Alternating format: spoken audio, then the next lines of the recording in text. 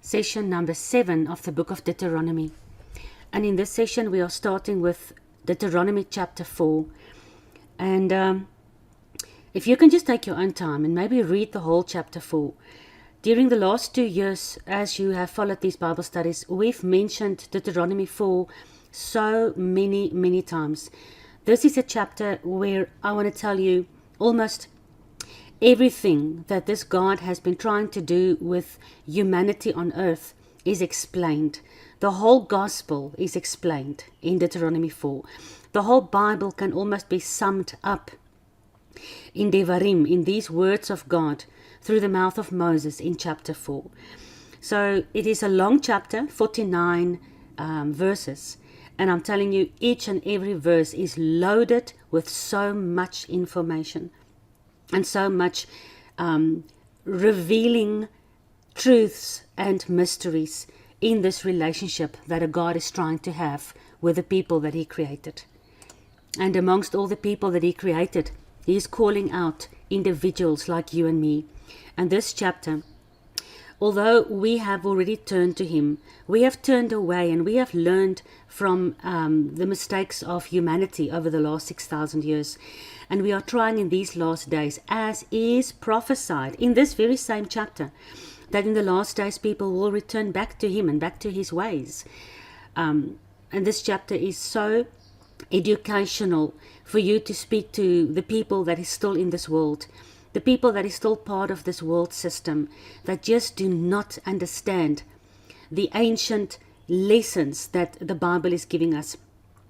And so many people are just repeating like parrots. If you ask them, do you really believe the Bible? Then they say, yes, no, we believe the Bible. Do you really have faith in God? Yes, we have faith in God. Do you believe everything the Bible teaches you? Yes, we believe everything. So then you take them to Genesis 1 verse 1. Do you really believe that God created the heavens and the earth in the beginning, and that animals, including dinosaurs, was created on the 6th day? And then people say, no. Dinosaurs was made millions of years before people.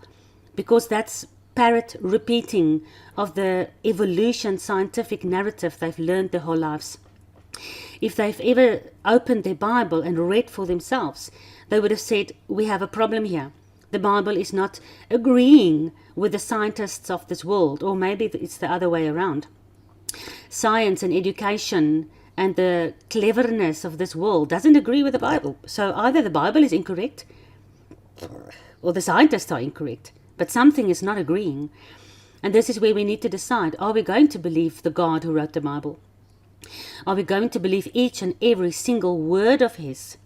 Are we going to believe in spite of what the scientists are telling?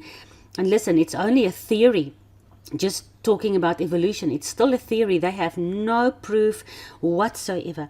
If you start dissecting and searching out all their so-called evidence for evolution, everything falls flat. And if you compare it to the Bible and how God created everything out of the power of His might, how everything could never have just appeared out of a big bang when nothing exploded. And you look at the scientific research regarding the flood in Noah's time and how fossils were formed. Fossils cannot form in the way that the scientists are claiming they have formed over millions of years. And that's another long story. I think we have discussed that in detail when we did the Genesis studies.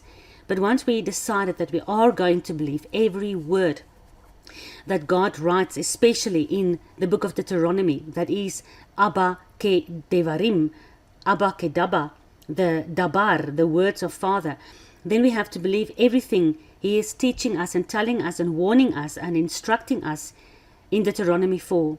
And this beautiful, amazing, earth-shattering chapter that absolutely culminates so much of this whole timeline since beginning, that will end up only when Messiah comes back and thereafter. This is the most important chapter of your lives. And if we had done the study on this chapter in the beginning of our journey together, you would have rejected a lot of this. But because you have journeyed through Genesis, through the ancient histories, through all the prophecies that is locked up in the law and the prophets, if you understand, as you've seen with your own eyes, what the Bible really says and how the Old and the New Testament agrees 1,000,000%, now you are ready to really investigate these beautiful words from our Father in this chapter. All right, so now we're going to read the chapter together, but I really want to encourage you to take time, read the whole chapter over and over again, and just see for yourself how your journey this far through the Bible has opened so many mysteries for you. And you can start making notes in chapter 4 at each and every one of these verses, because you have learned what they really mean. You have learned what happened in certain places that this chapter is referring to, and you can see how that is going to influence the rest of humanity and how we're going forward, how humanity has gone forward from this point, and how humanity has been deceived. So, verse 1, Now therefore, listen, O Israel, Shema Israel. Listen to the Chukim and to the Mishpatim, which I teach you. In English, that is, listen to the statutes and the judgments that I teach you. The statutes and judgments. The word statutes in Hebrew is chuk. It's CHOQ, chuk. And it means it's an enactment, an appointment. It's something that binds you to the one that gives the appointment. It's a commandment. It's a custom. It's a decree. It's like this country and all governments all over the world, all kings. Whenever they give a decree, that decree has to be obeyed. It cannot be broken. Remember in the time of Esther, Haman went to the king and he said all Jews must be killed, and the king gave out a decree. And by the time that Esther convinced the king, no, that's not right. You cannot kill all the Jews. Then he said, well, it's too late. I've already given my decree. It cannot be taken back. It cannot be broken. It's something that binds forever. And this is the decrees. Listen, O Israel. God is speaking to them there and to us today. And because the whole world wants to claim that they believe in the God of the Bible, they believe in the Bible and they love God and they follow Him, yet they do not shema His decrees, His chukim, the statutes that He's giving, the ordinances, the appointments, and the tasks that God is given. They don't care to listen. And Shema, you remember, is listen and obey. So listen, O Israel, to the statutes, the chukim, and unto the judgments, the mishpatim. So judgment, mishpat, in Hebrew, it means it's a verdict, whether it's favorable or unfavorable, because our God is a just God and His judgments are fair, and He is, like any leader of any country, has to handle and govern the country by the judgments set out in the law, so that there can be fairness and safety inside the country. So it is a sentence, it's a form of human and particularly divine law. It includes the act, the justice, the suit. It describes the place, the crime, the penalty. It includes what is right, what is wrong, what privileges there are, and what penalties there are. It's ceremonial. It's got to do with the ceremonies. When a new president is sworn in, there's a whole ceremony involved with it. It's a determining factor. It is the determining factor on how a country is governed, or how, in this case, God governs His kingdom.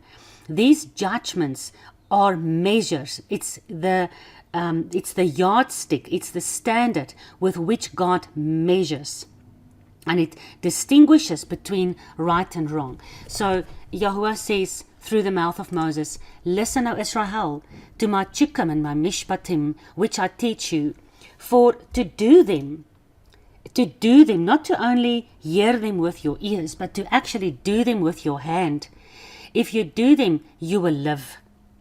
We know the wages of sin, the wages of breaking God's Torah is death. But keeping God's Torah is life. And that's why Yeshua says, I am the life. In me is life, because he is the living, breathing Torah of God, the word of God that became flesh. In him alone is life. So to keep the Torah, and again, you know that I'm not meaning legalism. I'm meaning that if you obey your king, then he will let you live and prosper in his country. But if you disobey your king, he's going to punish you and put you in prison. It's just logical. You cannot expect God's mercy when you are in rebellion against him. And his mercy is there when you repent from your rebellion. But it does not take away from you obeying his commandments. And if you obey his commandments, it's like when you obey the commandment of a country. If you stop at the stop street, you shall live, you shall not die. But of course, if somebody else breaks the commandment and they race over a stop street, you may die. And why are you dying? Is it God's fault? Or is it people breaking the law? Is it their fault? And it's the same here in the community, in this camp, in the nation of Israel. If we mishpat, if we do the mishpat, the judgment and the statutes and the obedience, then everybody will live. Nobody will break the laws that will bring anybody else in danger, or that will bring the enemy into our camp. Verse 2, you shall not add to my word, which I command you, neither shall you take away anything from my word, so that you may shomer, shema, listen and obey all the commandments of Yahuwah your Elohim that I command you. So it's quite logical here for this whole earth history, from the beginning all the way to where we are today. People, and especially the Christian religious system, has taken away all God's commandments. They are setting themselves above the law, claiming that the grace God gives through his Son who had died on the cross makes them free from having to obey all the laws. But God says clearly, you shall not take away even one of my laws. He says, do not take away from it, because you have to shomer all the commandments that I command you this day. Have they taken out the commandment of the Sabbath and replaced it with a Sunday? Have they taken out the commandment of tabernacles and replaced it with Christmas? Have they taken out the commandment of Pesach and replaced it with Ishtar? Have they taken out the commandment of kosher living, with Jesus declares everything is now free for you to eat? And everything else that has to do with the commandments of God. The Christian religion have taken it out over the last 2,000 years and replaced it with lawlessness under the guise of mercy. But so has our brother Judah in Judaism. They've added. If you just look at the Talmud, you've got 400 and something commandments regarding Sabbath, including that if somebody comes to your house that is begging for bread on a Sabbath day, you cannot give him the bread, because the moment you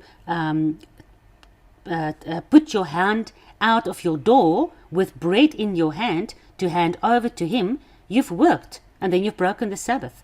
So they've added so many commandments that is not found in the Torah to make it almost impossible for anybody. That's why the Jewish people are giving up.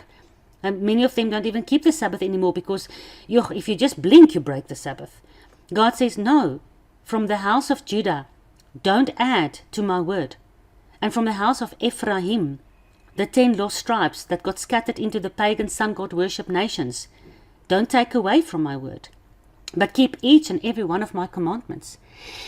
Verse 3, your eyes have seen what Yahuwah did because of Baal Peor. For all the men that followed Baal Peor, Yahuwah your Elohim has destroyed you from among them. So within the camp, we've dealt with all this. Remember what Phinehas did, what Bileam and Balak tried to do, and how the nation of Israel has turned against Yahuwah and turned against his commandments, and God destroyed them. Remember what happened with the golden calf? He destroyed 3,000 of them that day. That's why the studying of the history that we've done this for is so important, to understand this verse. He says, your eyes have seen. Do you remember what I did against this nation at Baal Peor and at all the other places as we've journeyed out of Egypt through the wilderness. How I destroyed even my own people. Even if you say you believe in me, but you go against my Torah, you've been destroyed along the way. But, verse 4, because in verse 3, he just talked about those who were in rebellion, or who didn't follow Yahuwah with all their heart. That is how they are. But he's talking to us now. He says, but you who do what? You who cling to Yahuwah your Elohim, you are all alive, every one of you, this day. So along this journey that Moses took us through the wilderness, there were a lot of people that were destroyed along the way because of unbelief and various other reasons. But those who cling to Yahuwah, how do you cling to Yahuwah? You that are parents, how many times have your child, when they were still small, did they run up to you and then they clinged to you? They wrapped their arms around your leg, or they stood behind you. If there was new people and they had to say hello to the new people, they were scared and they would cling to your legs, and they don't want to leave your legs. They were clinging to you. And that's what God says, you who are my children, who clings to me, who refuses to go away from me. Every one of you are alive this day. Your parents who didn't cling to me, who didn't believe me enough, who didn't trust me 100%, they were the ones that is destroyed along the way. But you cling to me like a child clings to his father. And we are studying Abba ke Debarim. We are discussing the words of our Abba, and therefore we cling to the legs of our Abba. Verse 5, see, I have taught you Chikum, statutes, and Mishpatim, judgments, even as Yahuwah my Elohim commanded me, says Moses, that you should do so in this beautiful land that you are going over to possess. Keep therefore, and here I need you to make a note, verse 6 and 7 and 8. Listen carefully, because we are also going to look at what Yeshua said in the New Testament.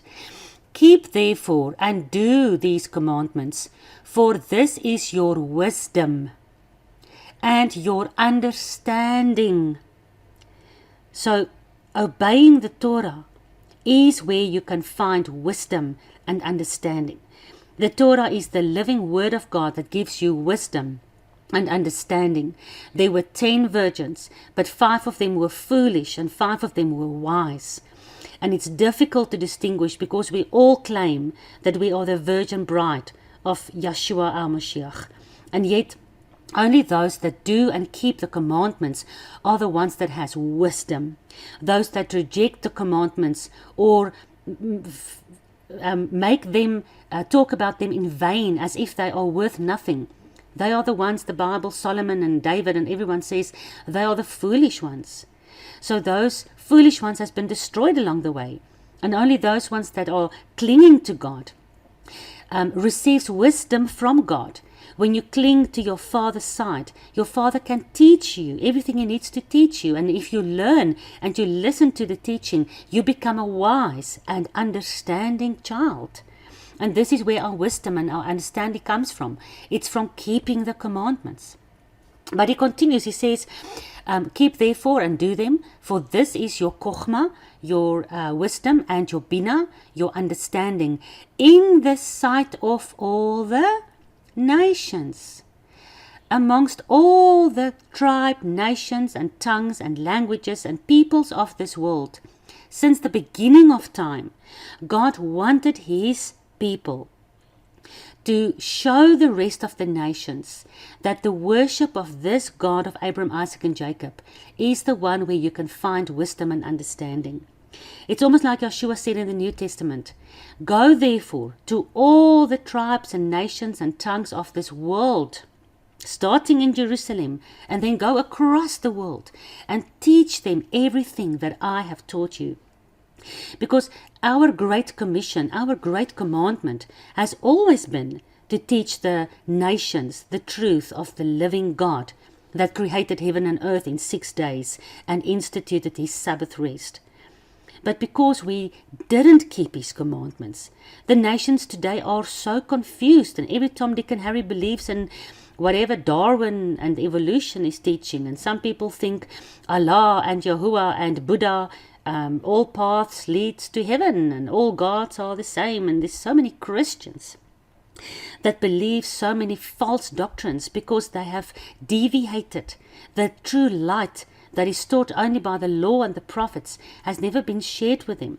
And even if it has been shared, then they reject it because of the false doctrine that they've been taught through all their lives, because the people of Israel didn't fulfill the commandment of walking amongst the nations and showing them your wisdom and your understanding by your obedience to a God who has laws that will bring you into life and keep you safe and make you a called out people from the destruction of this world. Keep therefore and do them, for this is your wisdom and your understanding in the sight of all the nations.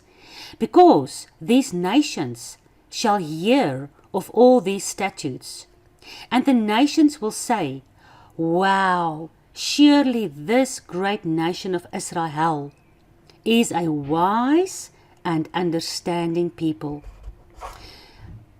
When you start living and understanding and believing Torah, you will be separated from the nations, but you will be above all the nations, because true wisdom and understanding lies in the only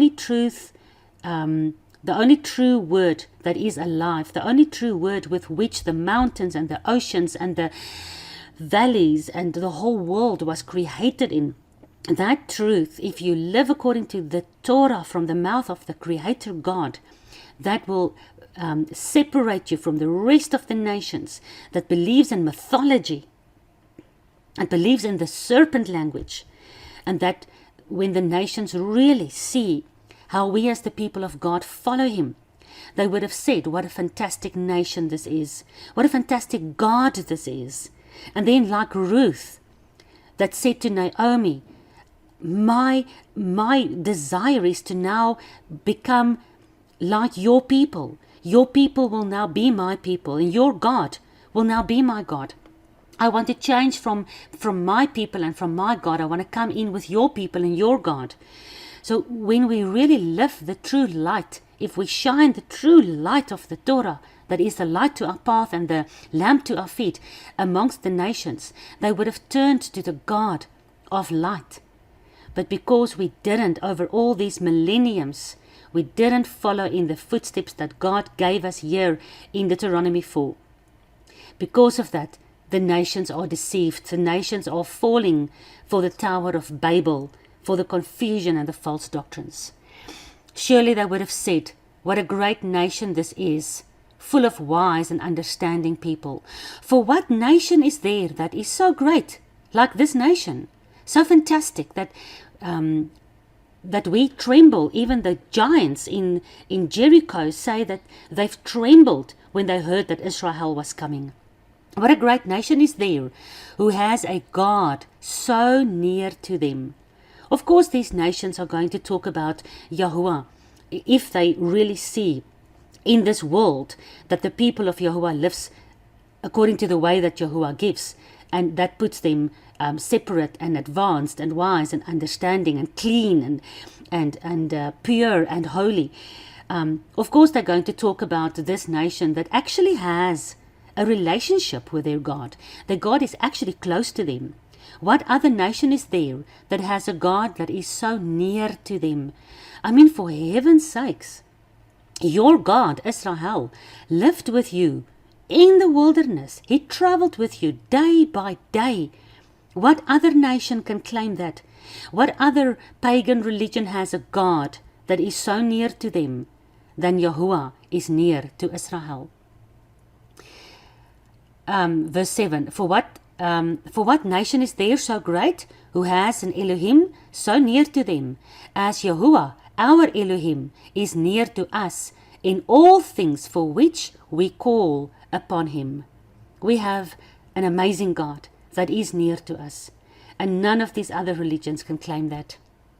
Verse 8, and what nation is there so great that has these amazing statutes and judgments, that is so righteous in this Torah, which I set before you this day?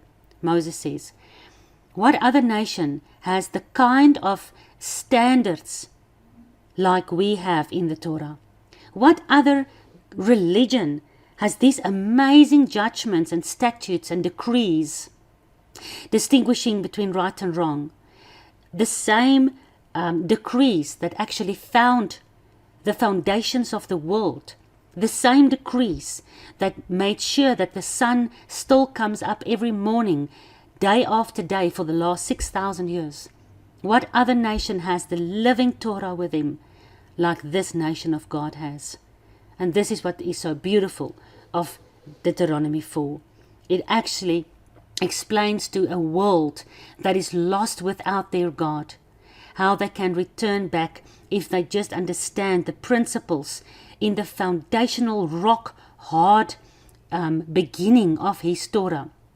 The word that he spoke from the beginning, that is the righteous rulings of his kingdom, and how because people go away from that, they fall into darkness and they are destroyed along the way, and they are falling into confusion in the nations. But if only the whole world can see that the Torah of Yahuwah is the only truth that there is, the world, the earth, the heavens, the mountains is based on his Torah. The sun is still obeying Shema to the Torah that told him so many years ago, shine during the day, and the moon shine during the night. And he gave the commandments to the fish in the ocean and the birds in heaven to multiply. And they still keep that Torah. It's only the human beings that has deviated from it. So this is the great commission that Yeshua gave in the New Testament. Go therefore into every nation and preach to them the Bezorah, the gospel, the good news, that God is now finding a way through my sacrifice as the Pesach lamb to bring you back to him, no matter from which nation, tribe or tongue you are. This is the way back to this only original, true, almighty God that created everything. That is why we have the responsibility, as Deuteronomy 4 is teaching us, to live amongst the nations, obeying his statutes and his commandments and his judgments, living that out in our lives and in our belief and in our business and in our school and in our church and in our community, because that's the only way that people can be drawn back to the God, to the original creator God, that is the only God there is. The rest are all false doctrines from the serpent, from the enemy of God that is trying to steal us away. And he is doing such an amazing job with it, because if only we kept our path lighted, if we kept the Torah as a light on our path, we would never have strayed away and be deceived by the darkness. So verse 9, only take heed, be careful, take heed for yourself, shomer, obey, keep your being diligently. Just like you have to keep the commandments, so you have to beware, you have to look after your being, your soul.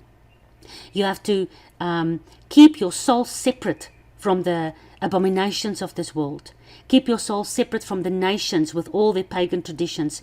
Keep your soul separate from people that talks badly and is negative and that just goes with the flow of the rest of the world.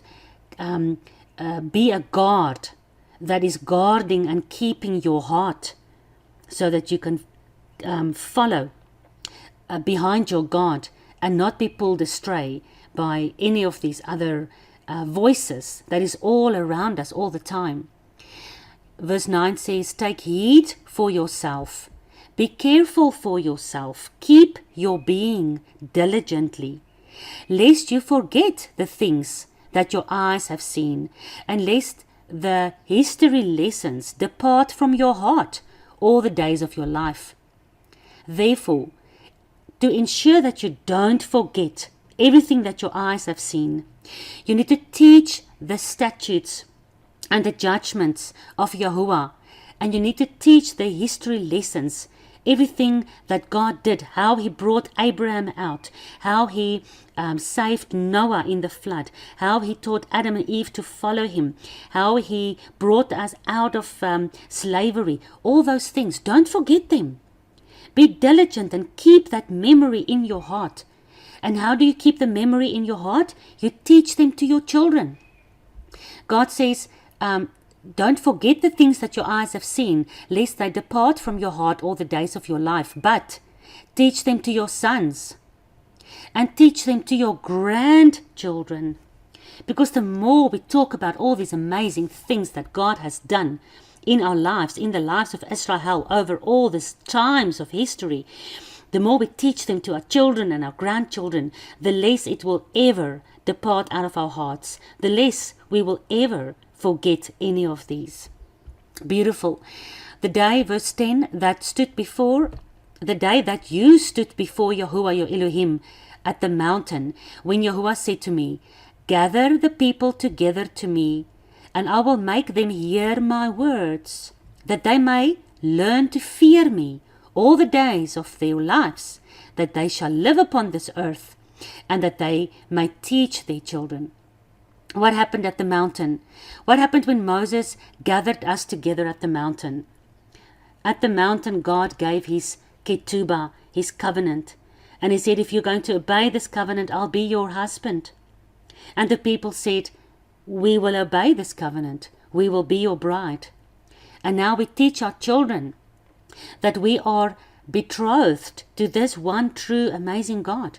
And we need to keep his commandments so that we can remain his bride and betrothed to him and not become like the whoring nations all around us. We were supposed to teach our children. We were supposed, when we said yes to this God, to keep our promises to this God. He has kept all his promises to us over all these thousands of years.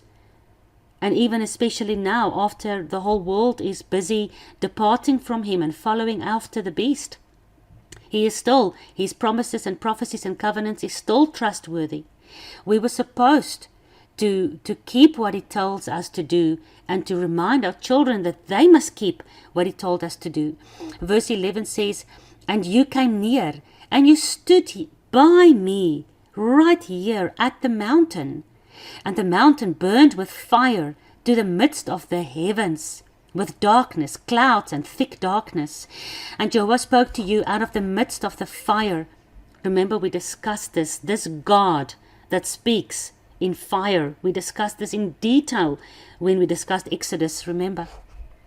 I spoke to you from the midst of the fire. You heard the voice of the words, but you didn't see me. You only heard my voice.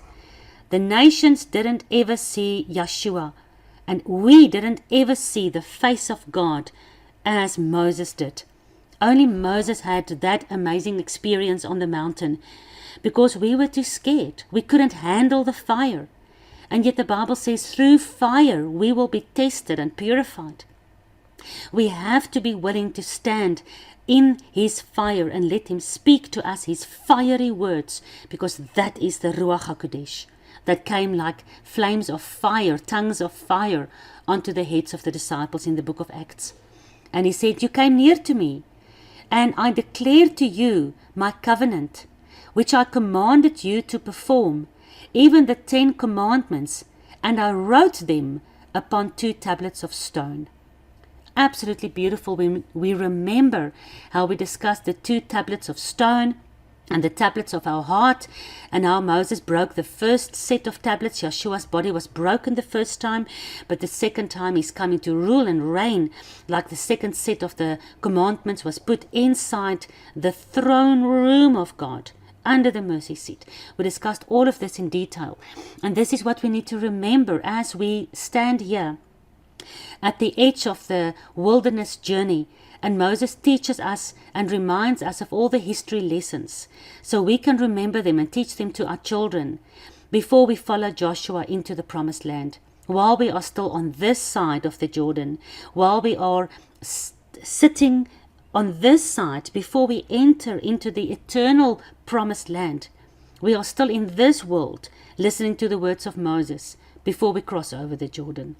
And that's why Deuteronomy 4 is so amazing, teaching us to not forget where we came from, not where our forefathers came from, not where we came from, out of Egypt, on this journey, everything we learned along the way, and now we are ready.